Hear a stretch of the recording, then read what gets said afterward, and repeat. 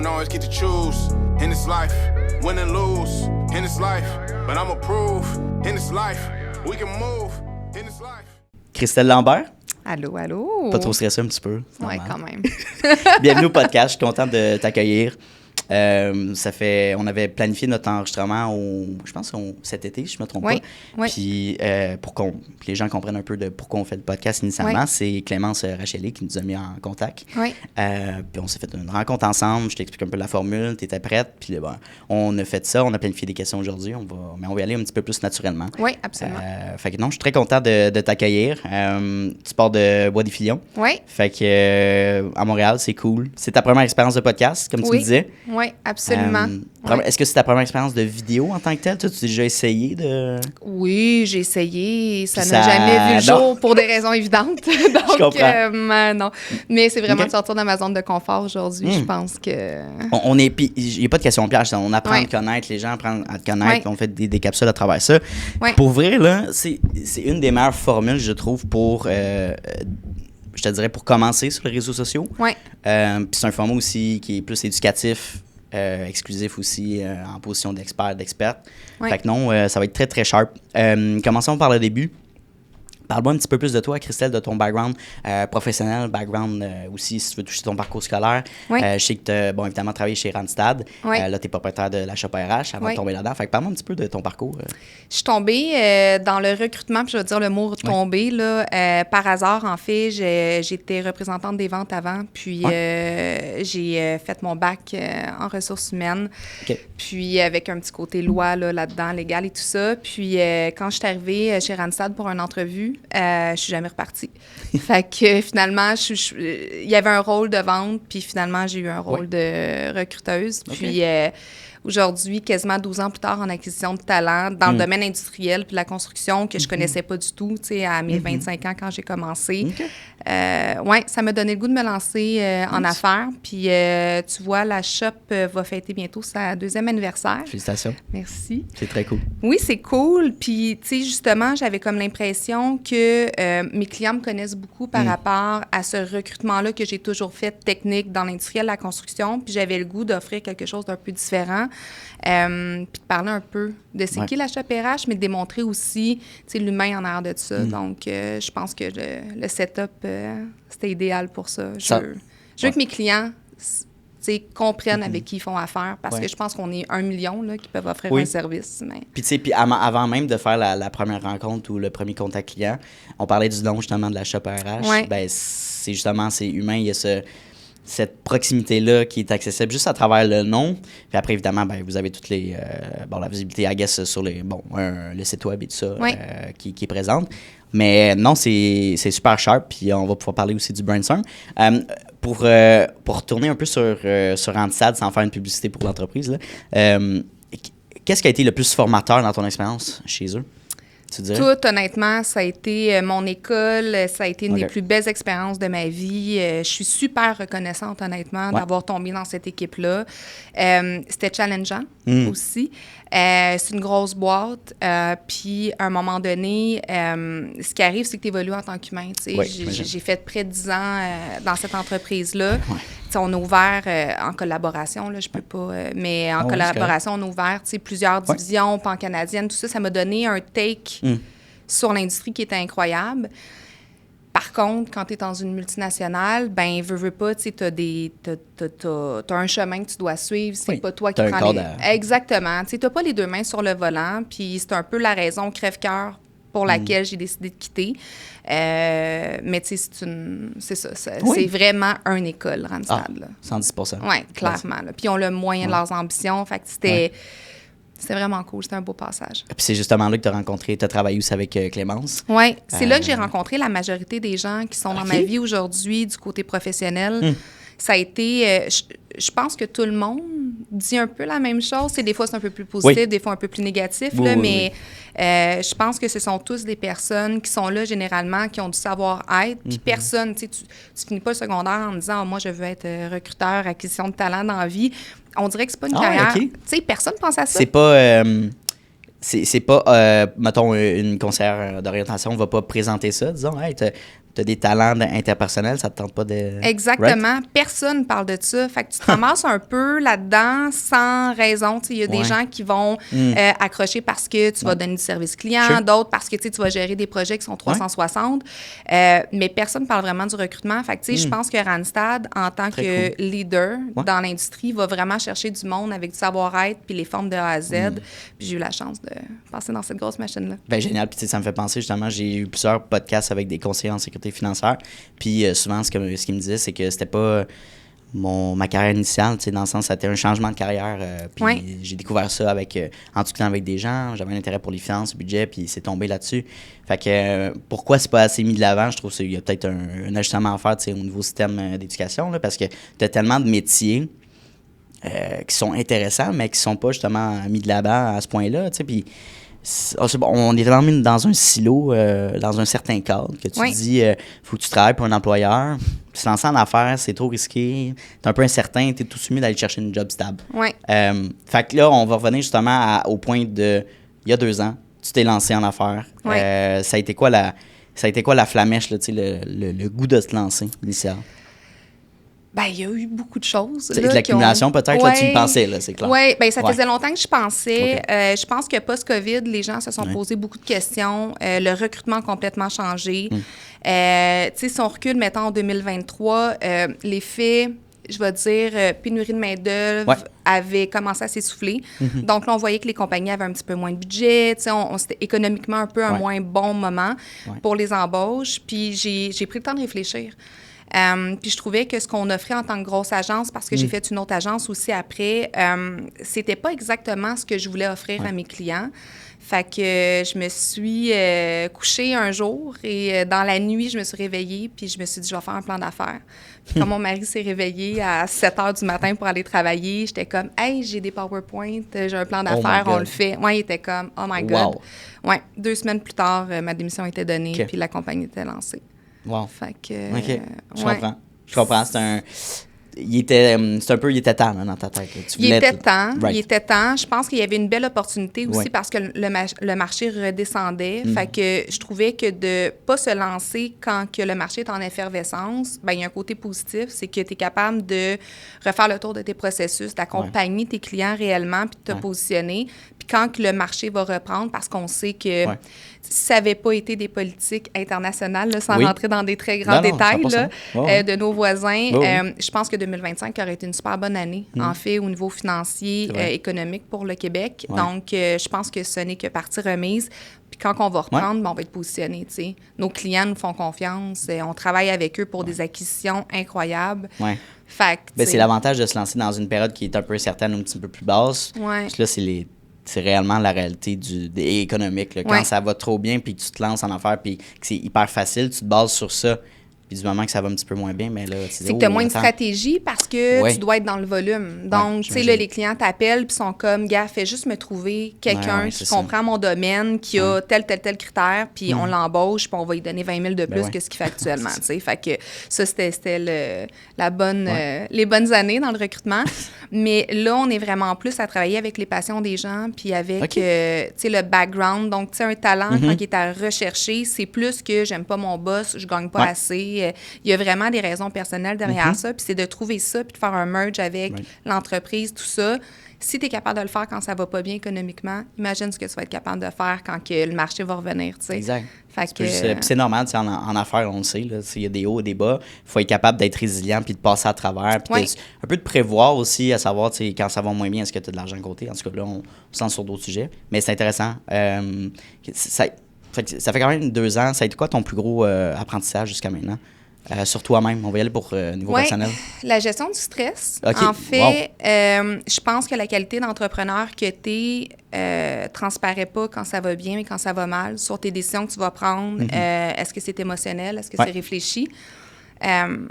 Comment tu fais aussi pour avancer dans ces moments-là, quand tu as juste le goût de te mettre en petite boule dans un coin puis de dire « je vais attendre que ça passe ». Donc, je pense que ça, j'ai appris à gérer ça, puis ça faisait partie de mes plus grandes craintes de me lancer en affaires. Puis là, maintenant que j'ai vécu, tu sais, des hauts, des bas, des questionnements que j'aurais pas voulu me poser, je peux dire, hey, je suis pas morte. Ça, c'est une bonne nouvelle. Exact. Puis j'ai vraiment full appris. Ouais. Puis là, tu sais, on dirait que je suis comme, OK, mais il n'y a rien qui va m'arrêter. Là. Exact. Tu sais, on dirait dans ma tête. Bref. Parce que c'est ça qui arrive, dans le sens, tu peux pas te dire, tu peux pas t'apitoyer sur toi-même, disons que ça va moins bien ou puis là tu vis beaucoup de stress. Il faut que tu sois en mode solution constamment. Parce que le marché, it is what it is. Puis c'est ça. Puis c'est formateur en 100% au niveau personnel, plus que compétence, je trouve. Oui, parce que là, après ça, tu sais, je pense que tu es capable de prendre ce que tu as appris puis là, de le mettre à toutes les sauces. Ben, c'est ça. Puis il y a aussi le point, je reviens là-dessus, mais je pense que c'est important. Tu sais, quand tu viens pour prendre des décisions en entreprise, c'est pas la même chose quand tu es à la tête de ton entreprise que quand tu es pour une grosse multinationale. Tu sais, j'avais un problème avant, disons, avec mon ordinateur. Bon, ben là, je l'éteignais, je le rallumais, ça fonctionnait pas. Hein? Bon, on va appeler le gars du TI, il va m'aider, lui. Mais c'est moi le gars du TI. Exact. Ou tu appelles un technicien, il va peut-être pas très bon, tu sais, fait que comme... Exact, tu comprends? Fait que, tu sais, il y a un problème de paye, t'appelles la fille de la paye, mais c'est moi la fille de la paye maintenant, tu sais, pour mes employés. Fait que c'est tout ça qui fait en sorte que tu te trouves finalement plein de talents que tu savais pas que tu avais. Malgré tout ça, malgré cette difficulté-là, tu choisirais pas non plus la facilité peut-être du salariat si on comparait? Je pense que c'est plus facile. Je pense que tu laisses sur la table d'autres choses. Tu sais, quand tu as ton entreprise, mais en fait, quand tu as ton entreprise, tu vas laisser la sécurité de côté. Ça, c'est, il y a des nuits que tu dormiras pas. Il y a, tu sais, bon. Quand tu es en entreprise pour quelqu'un d'autre, ben tu vas laisser une liberté de côté. Tu vas laisser ta créativité de côté parce qu'il y a so much you can do avec, tu sais, le guideline de l'entreprise. Fait que ça dépend ce que tu es prêt à payer. Moi, 100%. C'est ça que je pense. Puis honnêtement, tu vas être un salarié, c'est parfait. Tu vas être un entrepreneur, c'est parfait. Tu peux pas... un monde ne fonctionne pas avec 100% des entrepreneurs. Il faut chacun leur poste en réalité puis leur carrière. Fait que non, c'est... Puis à un moment donné, je pense que c'est des questionnements que tu te poses. Ça vient naturellement. Tu disais, je pense que je suis dû pour essayer d'autres choses puis de prendre un risque. Parlons un petit peu, pour finir sur le background, parlons un petit peu de la réalité familiale. Est-ce que tu as un cercle plus entrepreneurial ou tu as un petit peu un bouton noir là-dedans? Il faut savoir que moi, en partant, j'avais étudié pour être agent correctionnel. Wow! OK. Fait que 0 rapport dans ce que je fais en ce moment. Du côté de mon père, c'est beaucoup dans la loi, je vais dire ça comme ça, là, au niveau des métiers. Du côté de ma mère, ma soeur est entrepreneur, ma mère est entrepreneur. Wow! Tout le monde, tu sais, ma mère, elle a eu ses shows de télé, tout ça. Ah, ouais! Oh, ouais. Tu sais, c'est vraiment... Donc, j'avais vraiment les deux côtés. Puis je pense que longtemps, j'ai penché pour la sécurité. Puis à un moment donné, tu te rends compte, je suis en sécurité, mais je suis 100% heureux, tu sais. Fait que pour moi, en ce moment, je pense que, le bonheur, c'est d'être entrepreneur, mais ça dépend ce que tu as, tu sais. Évidemment, j'ai des gens autour de moi qui sont là pour m'aider, puis dire, hey, gars, fais attention à telle affaire, ou ça, je l'ai déjà vécu, tu sais. Si j'étais seule là-dedans, je pense que je trouverais ça plus difficile. J'aurais des réponses que ça prendrait peut-être plus de temps. OK. Avant d'aller les chercher, Ouais. Non, je comprends. Je suis quand même chanceuse là-dessus. Oui. Non, c'est ça. Puis, c'est une question que je pose souvent aux invités parce que, je veux pas, ça va mouler un peu le chemin que tu vas prendre. Il y en a qui vont être des moutons noirs, qui vont être le premier. Ils vont dire, moi, j'ai personne dans mon entourage, je me suis lancé là-dedans. Puis, ça a été un fit là, pour moi. Puis, au contraire, justement, j'ai des parents qui m'ont encouragé, qui m'ont motivé parce que ça peut être difficile. Si tu as un souper de famille, puis là, tu disais, mon oncle, ma tante, papa, maman, je pense que je vais me lancer en affaires. Ça se peut que tu reçois des commentaires du genre, t'es-tu fou? Qu'est-ce que tu fais là? En plus, si tu as des responsabilités familiales, c'est quoi, là, tu vas mettre de côté ton enfant pour ta business, ou ta femme, ou ton chum? Attends, là. Puis je pense que plus que tu montes dans une business, plus que tu fais un gros salaire, plus que ta main dans l'engrenage, puis à un moment donné, c'est comme tu dis, OK, mais si je le fais pas là, je le ferai jamais, parce que tu t'habitues aussi à ça, tu sais, faire des sous, puis savoir que ta paye va rentrer à toutes les 2 semaines, puis je comprends ça. 100%, je comprends, puis ça amène un apaisement d'esprit, mais à un moment donné, je pense que tout humain veut s'accomplir, veut se développer, puis il y a des gens qui vont écouter le podcast qui vont dire, moi, j'aime mon travail, est-ce que je mange de ça, est-ce que je vis de ça? Non, ça me permet de payer mes bills en tant que tel, puis je fais autre chose en dehors de ça. That's fine aussi, là. C'est un hobby, un side gig. that's OK, là, tu sais. Faut que tu suives ta voix, tu sais. Je pense que ouais. That's it. Ouais. Là, si ton instinct te dit faut que tu le fasses, fais-le. Si ton instinct te dit hey, c'est pas pour moi. Puis je pense que c'est beaucoup glorifié en ce moment sur les réseaux sociaux, tu sais, de boss girl, puis tout ça. Ouais, c'est tu sais, puis là, je voyage partout dans le monde, puis Ouais. c'est donc bien agréable. Ouais, puis je fais bien de l'argent, puis c'est facile. Dans la vraie vie, c'est pas le même, ça marche. C'est Là. ça. Je veux dire, mes petits pieds ont beaucoup voyagé cette année, mais j'avais mon laptop avec moi, puis j'avais, tu sais, le matin, je travaillais, puis le soir, je travaillais. Ça n'a pas été les mêmes voyages que quand j'étais en entreprise. Là. Fait que, tu sais, on s'entend là-dessus. Fait que c'est glorifié, Ouais. mais tu sais, on peut prendre une minute là-dessus, là, quand même. J'ai une bonne question là-dessus, tu m'as donné un bon Vas-y. sujet. As-tu de la difficulté à manager l'équilibre de vie, à savoir, tu sais, de séparer le travail, surtout en étant en amour et en affaires, séparer le chapeau de la businesswoman versus de la maman, ou tu sais, de relaxer, de prendre du temps pour soi. Est-ce difficile ou on mixe tout ça?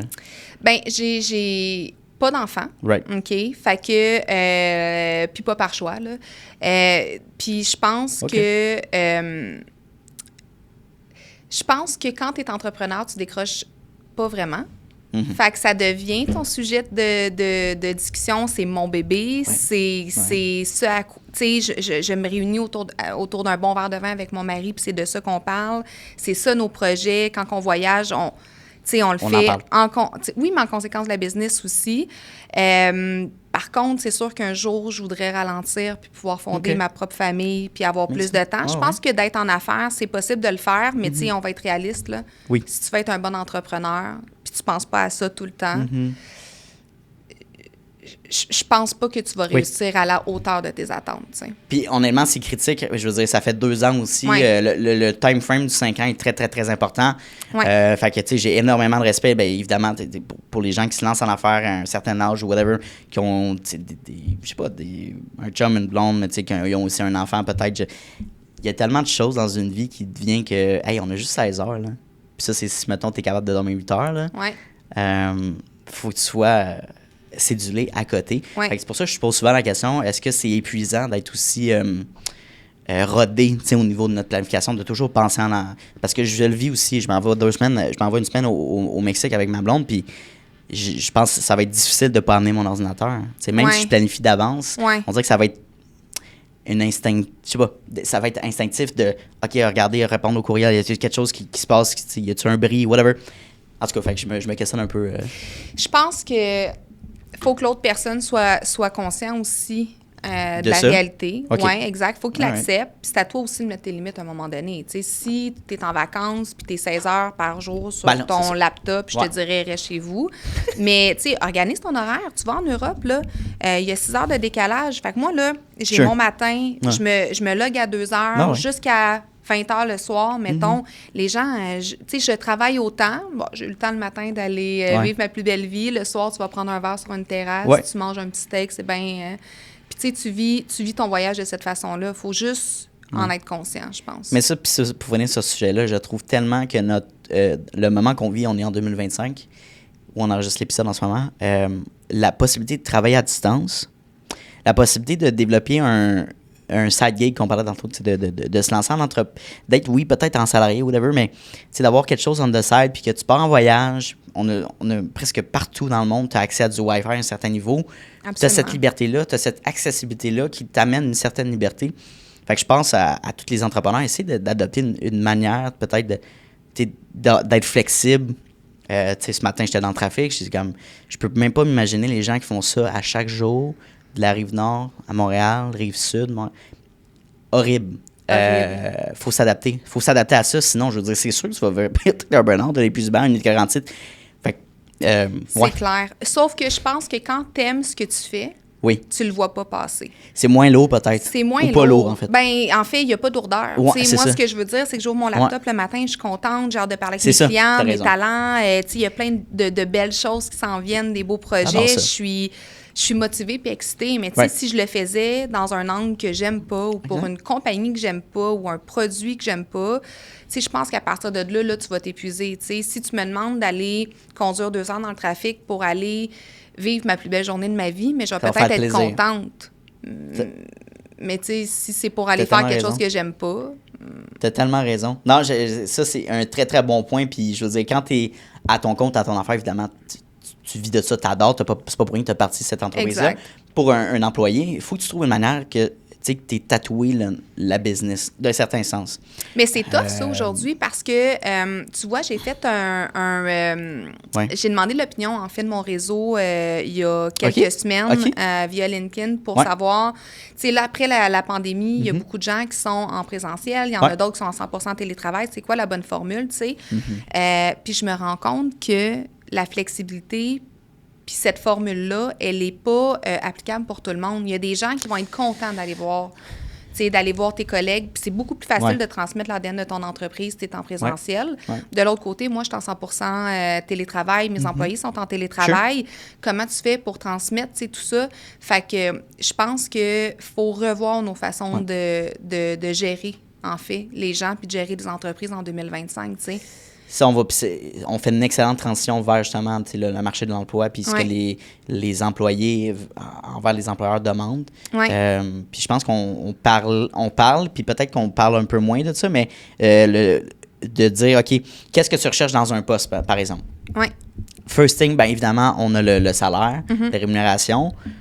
Après, est-ce que tu dirais que c'est encore en deuxième position la flexibilité de l'horaire, le télétravail, combien de jours au bureau, combien de jours à la maison? Est-ce qu'il y a ça maintenant dans ces...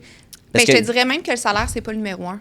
Non, OK. C'est plus ça? Non. OK. Tu vois? Surprenamment, là. Interesting. Ça va être quoi comme... Je te dirais que la qualité...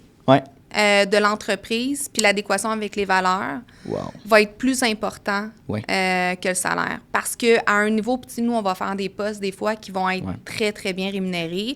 Fait qu'à un certain niveau, entre 150 et 175 000, à la fin de la journée... Que ça change. Il n'en reste pas tant que ça. Puis ton niveau de bonheur, tu sais, je veux dire, normalement...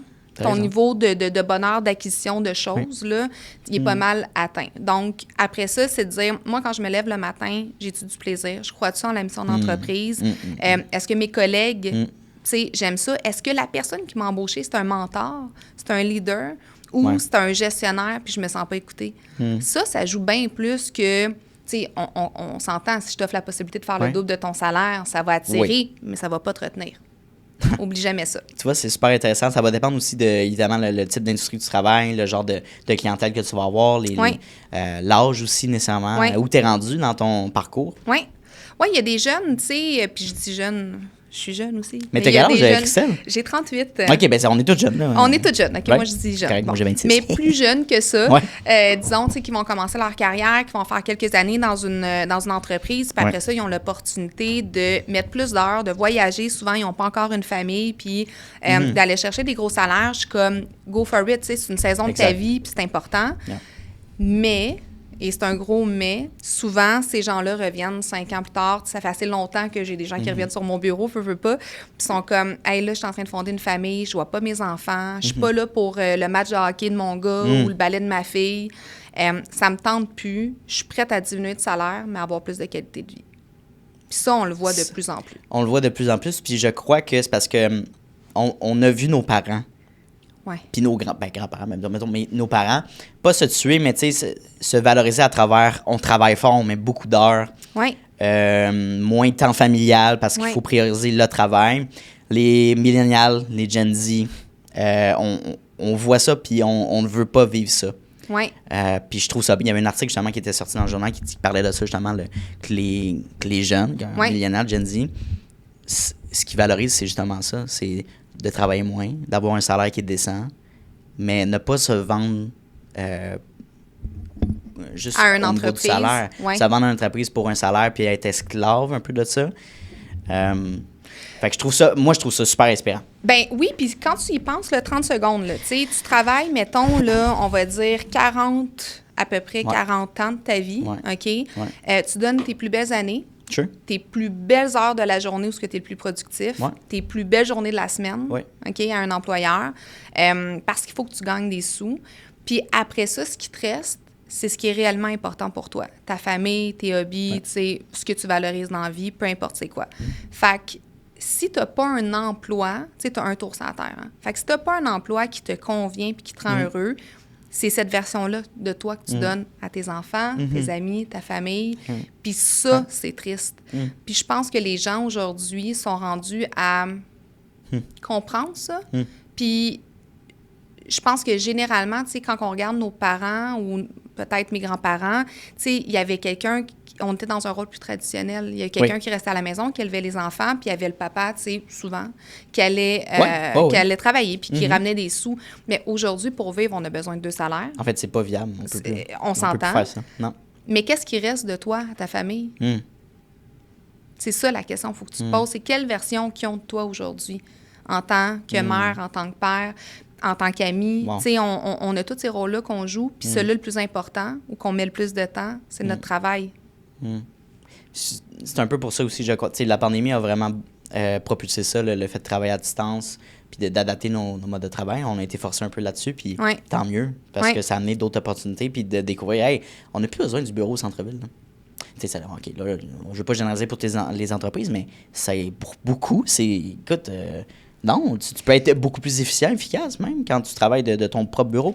Fait que, oui, mais il y a un enjeu là-dessus. Puis pour vrai, moi, j'ai un modèle qui est 100% en télétravail. Fait qu'évidemment, c'est ce que je prône, mais au bout de 2 ans, je peux dire qu'il y a des enjeux là-dessus. OK, comme quoi? L'autre fois, je suis dans ma voiture avec un de mes employés, on s'en va voir un client, puis sur la route, pour se rendre, on avait une discussion vraiment... On n'avait pas de rendez-vous pour ça, là. Il me parlait de ce qu'il vivait, bon, il me parlait de plein de choses qui le préoccupaient, de stratégies par rapport à ce client-là, justement. Puis on a eu une belle discussion, beaucoup plus humaine, puis on a vraiment avancé beaucoup plus en tant que, tu sais, j'ai donné une formation on spot, tout ça. Je me suis dit ça, là. Tu l'as pas quand tu fais un meeting le lundi ou, OK, ben là, il faut qu'on cédule. Tu sais, le cette temps... connexion-là, right? Exactement. Je suis d'accord avec ça. Puis l'ADN d'entreprise, puis quand tu sais, nous, on est beaucoup on est au téléphone, on parle sans arrêt à 300 millions de personnes par jour. Mais tu l'entends. Tu sais, ton collègue à côté, quand il dit quoi, puis t'es comme, non, tu peux pas. Mais s'il est chez lui, comment tu veux le former à devenir vraiment meilleur dans ce qu'il fait? Tout le temps. Fait que ça, c'est une grande question auquel j'ai pas la réponse, mais c'est une grande question qu'il faut qu'on se pose. Comment qu'on fait pour former nos gens à distance, s'assurer qu'ils soient le meilleur qu'ils peuvent être, puis de pogner des petits clutches des fois que tu dis « Ah, mon Dieu, tu sais, je savais pas que tu savais pas ça. Attends, je vais te le dire. » Ça va dépendre de chaque personne, je pense, mais tu touches un bon point. Je pense que le 100% à distance, ça peut être... ça peut s'effriter ou ça peut être épuisant, même lourd sur le mental, puis sur l'énergie. Même si c'est une personne très, très, très introvertie, puis que ça tire du jus de voir des gens, à un certain point, la pandémie a prouvé ça. Je veux dire, il y a beaucoup, beaucoup, beaucoup de cas de dépression. Puis, absolument. De rester chez nous, ça peut être maladif, là. Fait que, moi, je prône beaucoup l'hybride, je trouve. Je trouve que... Puis d'être flexible, de genre une fois par mois, on change peut-être la formule ou aux semaines, puis de venir, puis de rencontrer des gens, pas nécessairement juste de clock in, clock out, mais d'aller faire une petite soirée ou un restaurant ou un 5 à 7, je sais pas, mais faire une activité de groupe. En tout cas, voir des gens. Ça prend une valeur ajoutée aujourd'hui pour venir au bureau. Fait que, tu sais, de dire que moi, je vais m'asseoir sur mon bureau au travail. Puis faire la même chose que je fais chez nous, c'est... Bien, en plus, c'est que là, le monde va me dire, là, ça fait une semaine que tu les as pas vus. Fait que comment ça a été le week-end, blablabla. Puis là, je suis comme, oh my God. Tu sais, je suis dans le jeu de vivre, j'ai pas le temps. Mais tu sais, tu te dois d'être une bonne personne bienveillante et de répondre. Tandis que quand tu es au travail, tu à quoi tu le sais, tu sais, dans ton bureau, puis tu es comme, tu fais de la prod pendant 8 heures, tu vois même pas le temps passer, tu sais. Fait que oui, je pense le mélange entre les deux, mais tu sais, s'il n'y a pas de valeur ajoutée de venir au bureau, il va toujours avoir des gens qui seront pas contents. Exact. Donc, tu sais, c'est quoi cette valeur ajoutée-là? Puis là, cette réponse-là, elle n'est pas universelle, tu sais. Pour ton entreprise, ça peut être de la formation, ça peut être plein de choses super intéressantes. Pour la mienne, ça peut être d'autres choses. Donc, tu sais, c'est de vraiment, pour les entreprises, de trouver c'est quoi cette valeur ajoutée-là, puis de le vendre à tes employés. Tu n'as pas le choix. On parle souvent, justement, du point de vue de l'employé qui cherche justement un poste que tu veux placer, finalement. Parlons un petit peu de la perspective de l'employeur. Qu'est-ce que l'employeur recherche, puis là, dans tes industries distinctes, spécialisées, là, précises? Bien, c'est sûr que moi, je fais tout ce qui est très technique en industriel puis en construction, principalement de l'ingénierie représentant des ventes puis des postes exécutifs. OK? Fait que c'est sûr que tout dépendant de où est-ce qu'on va, c'est différent. Mais je te dirais que la première chose que les gens vont rechercher aujourd'hui, c'est un savoir-être. Ouais. Donc, si tu représentes bien l'entreprise, puis là, je dis pas en tant que représentant nécessairement, mais en tant que directeur, en tant que ingénieur, tu représentes-tu ces valeurs-là. Ensuite, c'est techniquement, est-ce que tu es capable d'être un leader dans ton industrie? Ouais. C'est 2 points super importants. Puis honnêtement, si tu as un, mais tu n'as pas l'autre, à part égale, souvent, ça va être quelqu'un d'autre qui va avoir la job. Il faut que tu sois capable de représenter l'entreprise. Wow. Et ça, en tant que recruteur, c'est difficile. OK. Parce que moi, je t'embaucherais parce qu'on a un fit, clairement, Right. tu fit avec moi, mais tu fit peut-être pas avec mon client. Puis souvent, tu vas laisser des gens de côté parce que toi, tu as une perception, tu as un biais Sure. que tu devrais pas parce que ça fait les plus beaux fits. Fait que c'est tout ça aussi. Puis tu sais, ça me flash ce que tu me dis parce que avec une discussion que j'avais eue avec Clémence, parce qu'elle est plus en comptabilité puis en finance, puis ce qu'elle me disait, c'est que les gens qu'elle plaçait, par exemple, avaient des questionnements à savoir, est-ce que je devrais être plus, c'est mettons, on a introverti, est-ce que je devrais fausser un peu mon identité puis essayer de paraître plus extraverti, plus en confiance. Puis le contraire aussi, tu sais, pour adapter selon le poste puis la personne, se mouler un peu à l'employeur. Fait que ça amène un questionnement. Toi, est-ce que tu dirais que c'est une bonne formule pour aller décrocher un emploi? Ou... Vraiment pas. OK. En fait, oui. Sur le court terme, tu vas peut-être décrocher l'emploi. Closer ton emploi. Oui, ouais. mais tu vas être heureux dans 6 mois. Et est-ce que tu vas devoir vraiment mettre ce masque-là de qui tu n'es pas à tous les jours quand tu te lèves le matin? Puis ça, là, numéro 1, cause des burn-out. Puis tu regarderas, il y a des études qui ont été posées là-dessus. Puis là, je dis pas au niveau des compétences, je les ai peut-être pas tous, mais je vais apprendre. Ça, c'est une chose, mais de changer qui tu es fondamentalement pour avoir un emploi, s'il te plaît. C'est pas une bonne idée. Ah non. Trouve ton fit. Sure. Trouve l'entreprise qui va te faire devenir une meilleure personne. Trouve l'entreprise où ce que tu vas pouvoir briller par qui tu es. Souvent, je disais, dans le temps, on ne met pas des carrés dans des ronds. Tu mets un rond dans un rond, un carré dans un carré. C'est vrai? Ben oui. Mais oui. Parce que souvent, là, tu vas mettre un rond dans un carré, tu vas essayer de patcher les trous, puis tu dis, regarde, ça paraît pas. Mais non, mais sur le long terme, ça paraît toujours. Puis on peut faire tellement de parallèles dans la vie. On regarde justement quand tu es à la recherche d'un partenaire, puis tu essaies de faire plaisir à l'autre, de te mouler à l'autre, ça n'a jamais bien fonctionné. T'es mieux de mettre ça carte sur table, puis d'être authentique, puis de dire, moi, je suis comme ça. Est-ce que tu as un fit, est-ce qu'il y a un intérêt, puis tu vas le sentir dans la vibe, dans l'énergie. Puis je pense qu'avec un employeur aussi, ça va être, il va le sentir. Là. Bien, la première entrevue sert toujours à valider le fit. La deuxième entrevue sert à valider tes compétences techniques. Okay. C'est tout aussi simple que ça. OK, nice. Ouais. Donc, après la première entrevue, si tu sens que le fit n'est pas là, puis là, non, mais là, peut-être que je vais rencontrer l'autre directeur, puis que là, peut-être même qu'au niveau salarial... quitte, va trouver quelque chose qui fonctionne vraiment avec toi, plutôt que d'essayer d'être quelqu'un que tu n'es pas. Non, c'est super intéressant. Puis je me demande aussi, j'ai des questions qui me popent à savoir, là, les réseaux sociaux, on parlait de ça tantôt, mais OK, le flash d'être entrepreneur et tout ça. On parle souvent maintenant du système d'éducation, peut-être la dévalorisation du diplôme universitaire. Du fameux bac, de la maîtrise, du doctorat, d'accumuler des diplômes. Est-ce que tu dirais que c'est de moins en moins un prerequisite pour un employeur ou ça reste encore que pour ce que tu fais, peut-être oui, là, pour les postes que tu places? Ça va dépendre, en fait. Ou l'expérience prévôt. Oui, c'est ça. Ben, en fait, ça va dépendre. Tu sais, si j'ai des postes où ce que je dois avoir un bac en ingénierie parce que j'ai besoin de faire partie des ordres de l'ingénieur, tu sais, des ingénieurs, évidemment, là, ça vient avec des assurances, tu n'as pas le choix. Oui, ça, c'est sûr. Je comprends. Mais tout le monde a un bac à cette heure. Ben, c'est comme un peu la base. Là. Les gens se disent, OK, pour n'importe quel domaine, il faut que j'aille un bac dans... On dirait que c'est le base. C'est comme si tu avais un diplôme secondaire. Il faut que tu ailles justement cette base-là. Mais avec l'intelligence artificielle qui s'en vient, je ne sais pas comment ça va être viable. Là, je ne dis pas décrocher de vos études, gang, là, mais ce que je dis, c'est... Oui, mais c'est ça. C'est bien d'aller chercher des études. Oui, je suis d'accord. Mais travaille sur toi, travaille sur tes forces, tes faiblesses en tant qu'humain. Parce que je pense que, oui, des études, c'est primordial. Je suis d'accord, j'encourage. Puis quand je vais avoir des enfants, ça va être aussi, oui. Mais est-ce que, je pense qu'il ne faut pas s'asseoir sur le diplôme à dire, OK, j'ai ça, aller me décrocher un emploi facilement. Oh, oublie ça. Ah, ben c'est ça. Mais non, c'est plus le monde ce que nos parents vivaient, là. Oui. Hey, avant, là, tu avais un bac, c'est comme, oh mon Dieu, on te veut, tu sais. Hey, ben là, à cette heure, ils en ont toutes, puis des MBA, puis tout ça. Je veux dire, c'est tout ça qui fait la différence. C'est vraiment, je pense, le fit en entrevue, l'expérience. L'expérience, c'est ça qui arrive. Hein? Mais la stabilité. Tu sais, si aujourd'hui, tu n'es pas capable de faire un choix qui est décent, Tu changes d'emploi dans 2 ans. Tu t'es trompé. Ça se peut, on le fait tous. Ouais. Ben Tu refais la même erreur 2, 3, 4 fois, quand même bien que tu aurais 4 diplômes, là. Ça vient d'enlever... Tu sais, on va peut-être prendre quelqu'un qui avait 10 ans. Ben oui, qui avait 10 ans dans un rôle, qui a les mêmes capacités techniques que toi, qui a peut-être pas de diplôme. On va peut-être même la payer moins cher. On va prendre un risque beaucoup moins élevé. Dirais-tu que la loyauté, c'est très, très important pour l'employeur en 2025? Ouais. Très important, tu sais, puis là, je dis pas de rester 100 ans quelque part, c'était pas bien, non, c'est pas ce que je dis. Mais si tu es capable d'évoluer au sein d'une entreprise, si tu es capable de faire, tu sais, il va y avoir des moments qui vont être durs. Il va y avoir des changements dans la gestion. L'entreprise va évoluer. Si tu es capable de t'adapter, ça dit quelque chose. Ce que ça nous disait dans le temps d'avoir un bac, tu sais, tu étais capable de t'adapter, tu as voulu poursuivre tes études, ça nous démontre que X, Y, Z. Aujourd'hui, c'est la stabilité. Mais donc, on a plein de choses pour valider, tu sais, est-ce que c'est un bon employeur ou pas. Aujourd'hui, il n'y a plus vraiment d'excuses.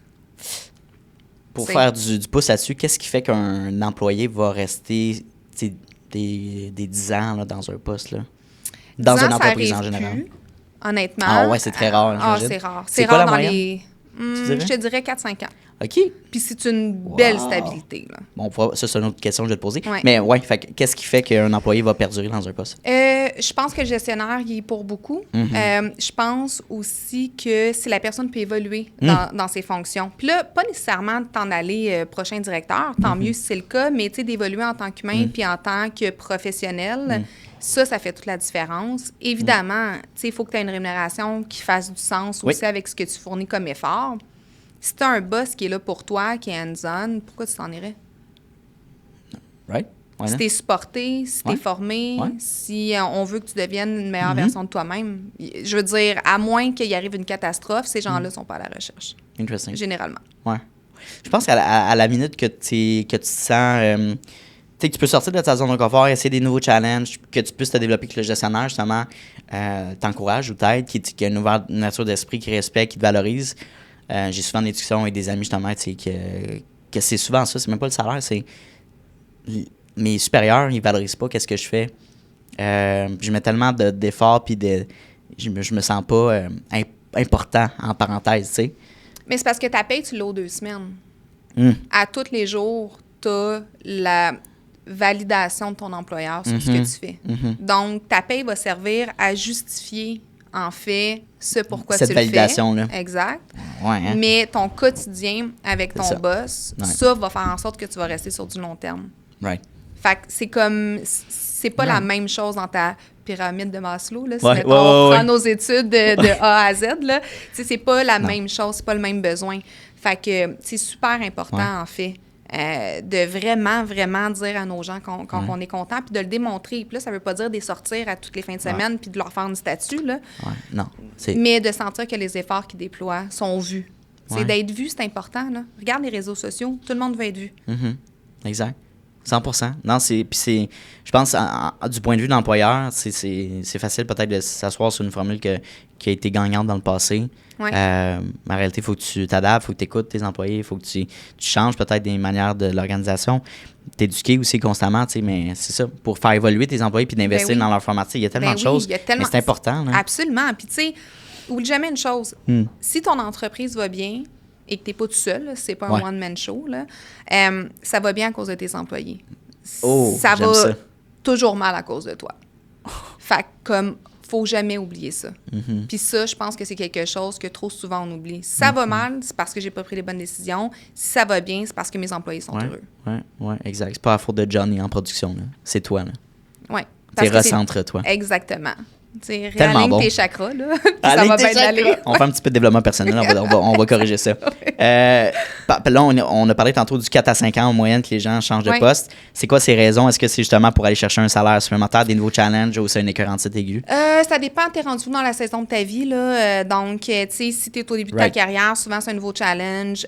Milieu de carrière, ben là, t'as des enfants, t'as une famille. Stabilité, peut-être. Exactement. Ben, tu veux aussi avoir un équilibre travail-famille. Je pense qu'un coup que les enfants d'école, là, ça dépend à partir de quel âge tu en as, mais disons, quand on voit les gens, mettons, passer 45 ans, ils ont moins besoin d'être là pour leurs enfants.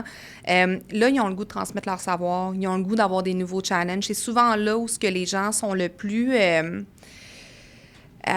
effrontés dans les choix qu'ils vont faire. Ah, ouais, hein? Ouais. Puis ça, je trouve ça merveilleux. Tu sais, quelqu'un à 50 ans qui se dit, OK, ben là, gars, moi, je change de branche, je retourne à l'école ou je vais essayer un autre domaine, je veux voyager. Ah ouais, puis il y en a beaucoup plus qu'on pense. Puis ces gens-là, là, ils ont une expérience incroyable. Ils ont tout vu. Et tu sais, eux autres, là, je veux dire, c'est pas si loin de moi. Eux autres. Non, mais je veux dire, à 50 ans, là, tu as vécu sans Internet.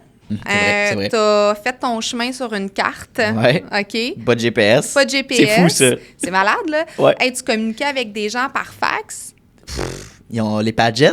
Hey, SOS, on s'en rappelle. Horrible. Fait que, c'est incroyable. En tout cas, pour moi, là, dans ma perspective. Non, mais je le sais. Ouais. Tu comprends? Fait que, je veux dire, fait qu'aujourd'hui, tu sais, les gens qui sont encore up-to-date, qui fonctionnent avec l'intelligence artificielle, qui comprennent les réseaux sociaux, qui ont le goût de voyager, hey, ces gens-là, là, ils ont du savoir à donner à une équipe qui est incroyable parce que nous, ou la génération en bas de nous, ils vont être vraiment bons à utiliser le savoir qu'ils n'ont pas besoin d'avoir. Aujourd'hui, tu n'as plus besoin de savoir. Tu as besoin d'être capable de faire tes recherches pour trouver. Ben oui. Donc, tu sais, ils vont être capables d'apprendre un certain sens de la débrouillardise à tes équipes que tu n'auras pas ailleurs.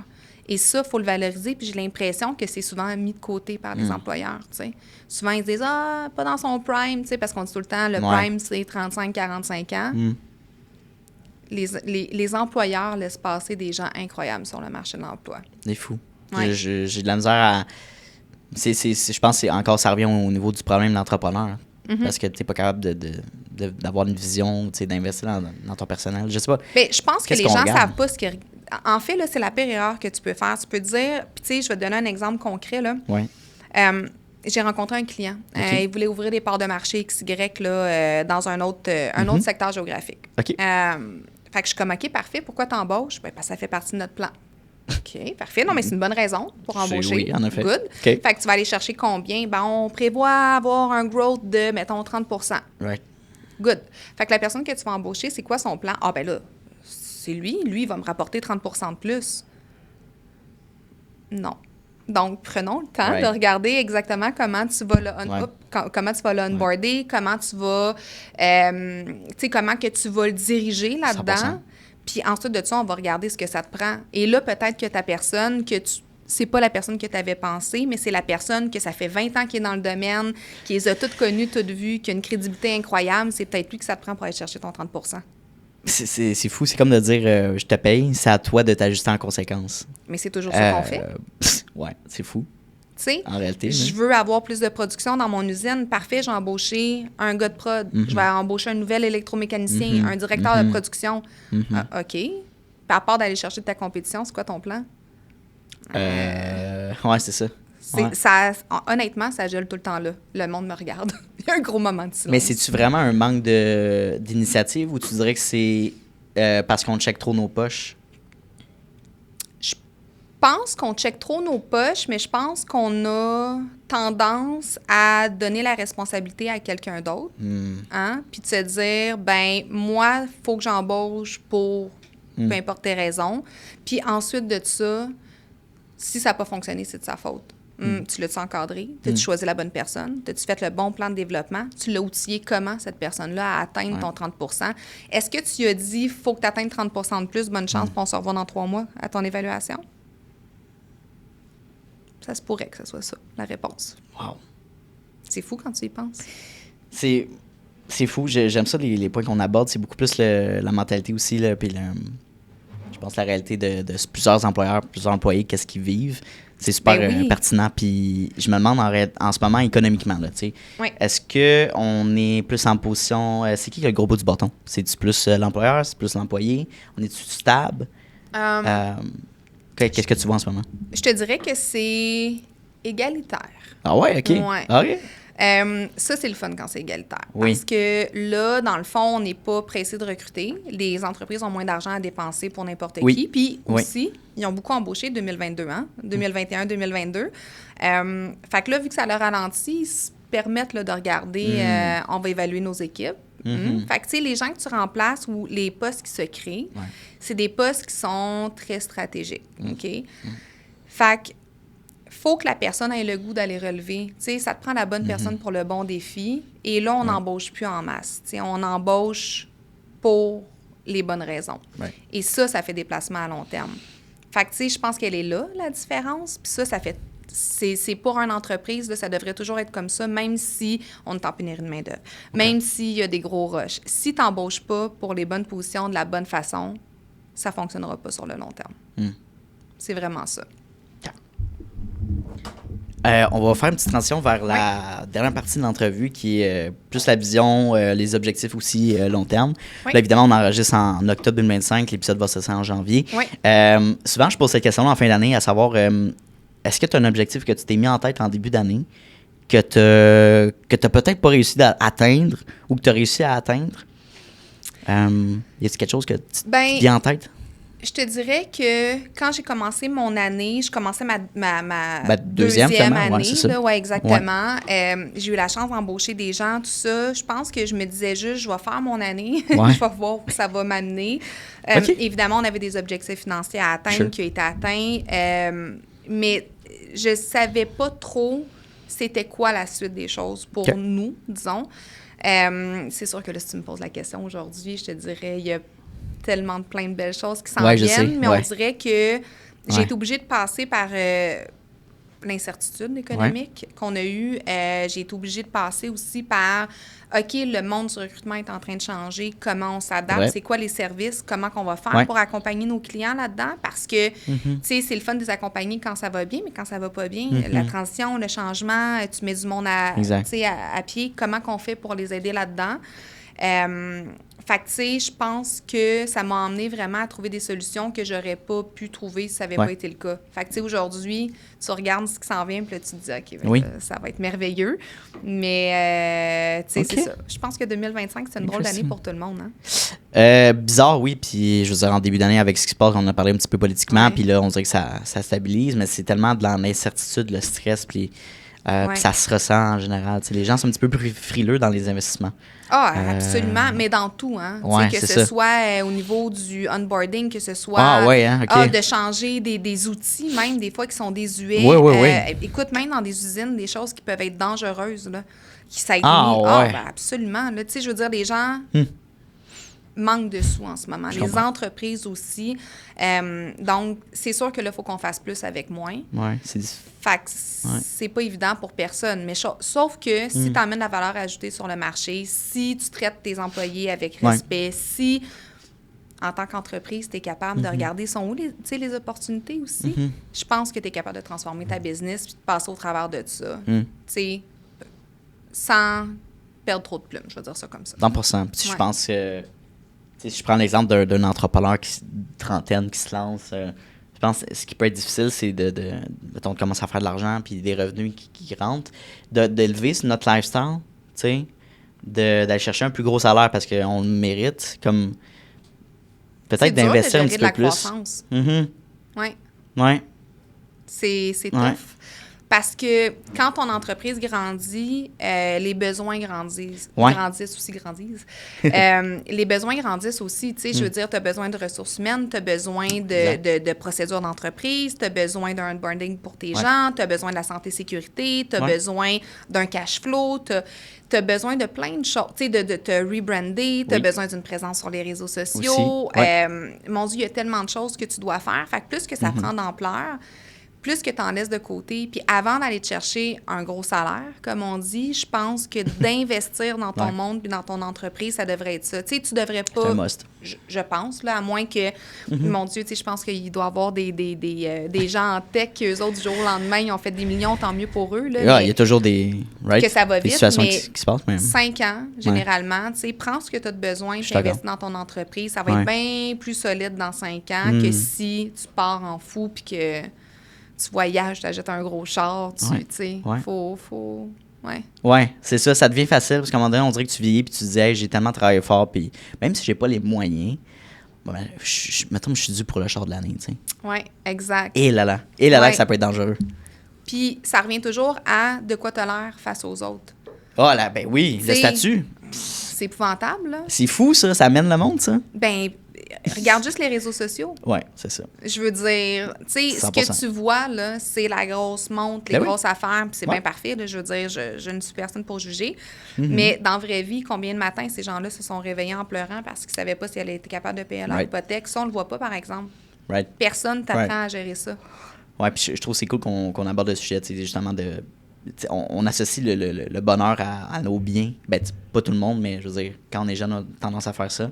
Puis en vieillissant, tu découvres que c'est it's not the way. Il y a tellement d'autres choses qui vont t'amener un vrai bonheur interne. Absolument. Puis honnêtement, là, moi, je pense que c'est la liberté. 100%. La liberté de dire...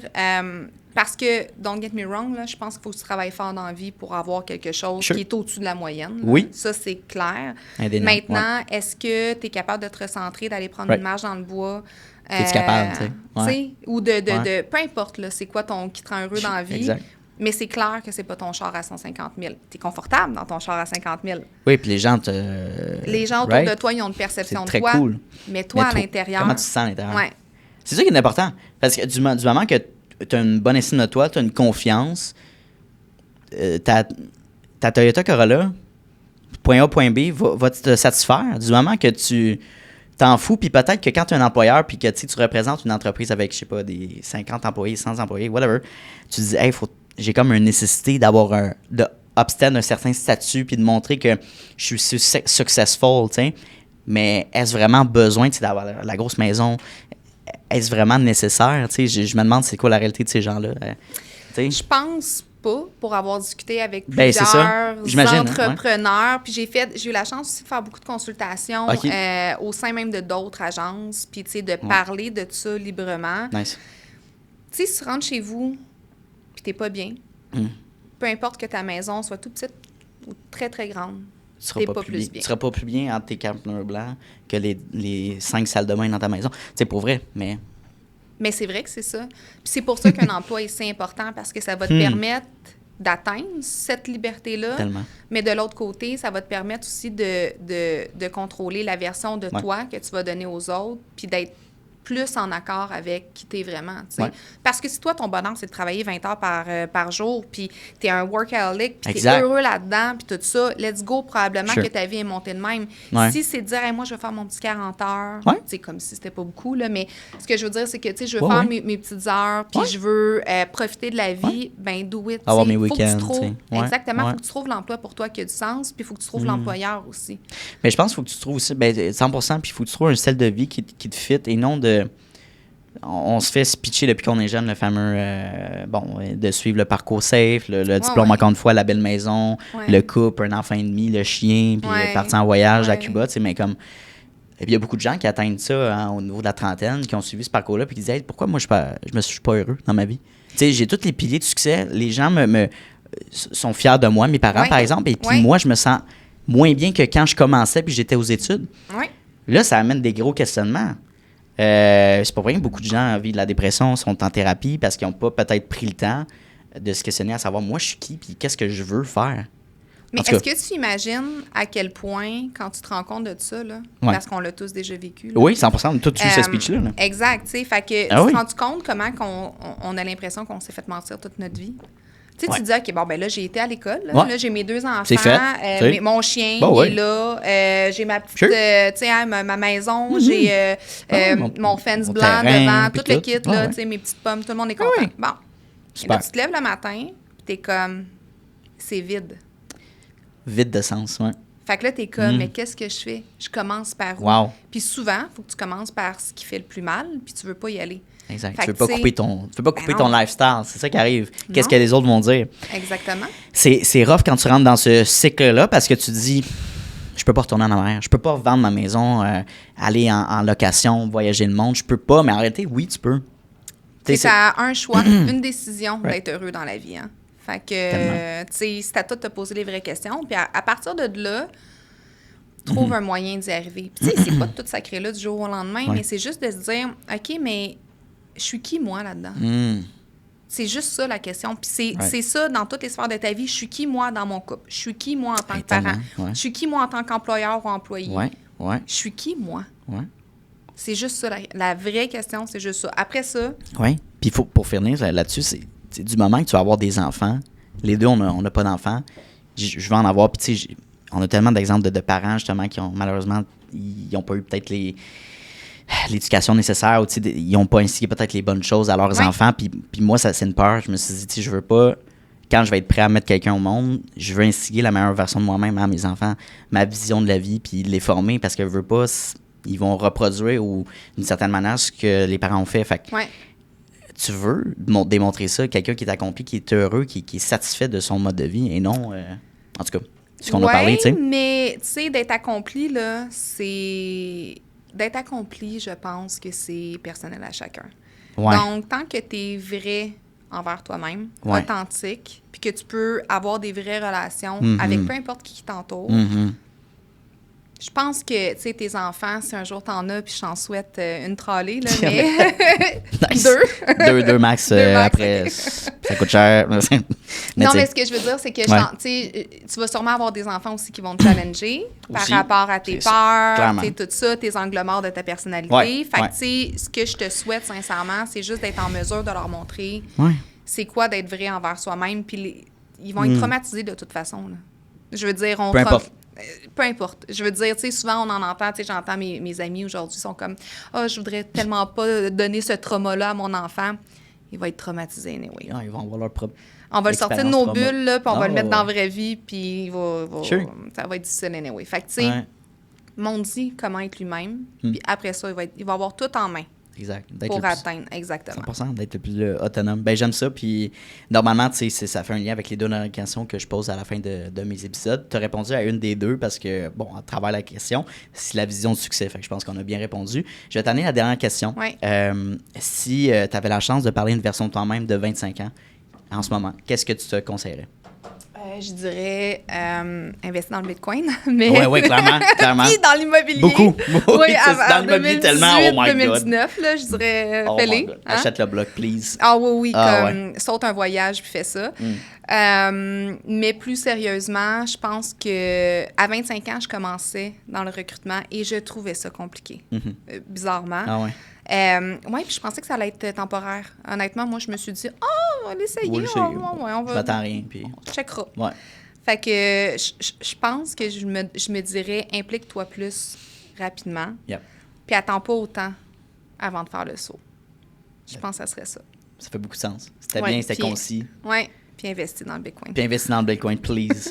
Please do. it. C'est vrai, on hésite tellement, mais je vois souvent des jokes sur Internet qui disent, tu sais, mettons, quand je suis né en 2000, à la place de sucer ma sucette, j'aurais dû acheter mon premier triplex. Mais c'est comme. Mais c'est vrai. Ben, c'est fou parce que quand ça a tellement augmenté. J'ai vu une vidéo encore une fois qui disait, il y a 10 ans, je sais pas, une propriété valait 300 000 versus aujourd'hui du 450-500. Ouais. Comme ça a tellement augmenté, tu sais. Puis, en peu de temps. Fou, là. C'est incroyable. Et je me cherchais une maison en 2018. Puis, quand la COVID... Je n'ai pas acheté. Ouais. Puis, quand la COVID est arrivée, là, j'étais comme, OK, on peut plus travailler dans un appart à Montréal, moi et mon chum. Là, fait que là, on a acheté la maison. Mais le prix a doublé en l'espace de 8 mois. Incroyable. J'étais comme... En 8 mois? Ah, oui, c'était incroyable. Là. Une maison que j'aurais achetée au début du COVID était 4 fois plus grande que celle que j'ai achetée à la fin du COVID. Là. C'était incroyable. Fait que, tu sais, mais en même temps, si on savait, tu sais... Ah, si on pouvait lire dans le temps, on le ferait, mais regarde, ça fait partie des expériences de vie. C'est normal. Oui, suis ton instinct. C'est ce que je te dirais. C'est une très belle fin. Question pour toi, comment t'as aimé ta première expérience de podcast? Écoute, j'ai aimé ça. Okay. J'ai pas eu l'impression... qu'on était filmé. Oui, exact. Bonjour tous. Mais non, j'ai aimé ça. J'ai même oublié qu'on était filmé, en fait. Ça arrive tout le temps. Oui, discussion. C'est fou, hein? Ouais. Discussion naturelle, puis il n'y a jamais de rien de tricky quand on parle de soi-même aussi. Ouais. C'est le sujet qui nous passionne. Fait que pour une première édition, ça a été... J'ai adoré aussi, c'était vraiment une belle expérience aussi. Puis je suis contente d'avoir accueilli. Où est-ce qu'on peut te contacter tout simplement pour collaborer avec toi, travailler avec toi? En fait, www.lachopérage.com. Donc, contactez-moi, gang. Pas de problème, sinon sur LinkedIn. Excellent. Merci encore. Merci à toi. Hey, salut, ça fait déjà la deuxième fois qu'on se voit dans cette même vidéo-là. Donc, merci de ton attention, puis merci de ta discipline, parce que c'est un mince pourcentage des gens qui sont capables d'écouter du début de l'épisode jusqu'à la fin. Donc, merci beaucoup de ta discipline. Ça démontre énormément de motivation de ta part et bien sûr d'un aspect important de l'entrepreneuriat que oui, la motivation c'est important, mais la discipline c'est encore plus important. Donc, merci de ton intention. La meilleure manière que tu peux me repayer pour ce podcast-là, c'est tout simplement de repartager le podcast dans des Instagram Stories, d'en parler avec tes amis, d'envoyer le lien à tes amis. Hey, Mathis, va donc écouter cet épisode-là, c'est super intéressant. Ça vaut de l'or, puis ça va me permettre d'aller faire croître le podcast à un niveau exponentiel. Donc, merci beaucoup pour ton aide et ton intérêt pour le podcast. Et bien sûr, on se revoit la semaine prochaine dès jeudi midi pour un nouvel épisode. Donc, bonne journée à toi.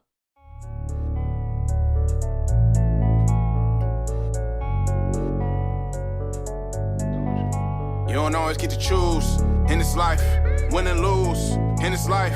But I'ma prove in this life, we can move in this life.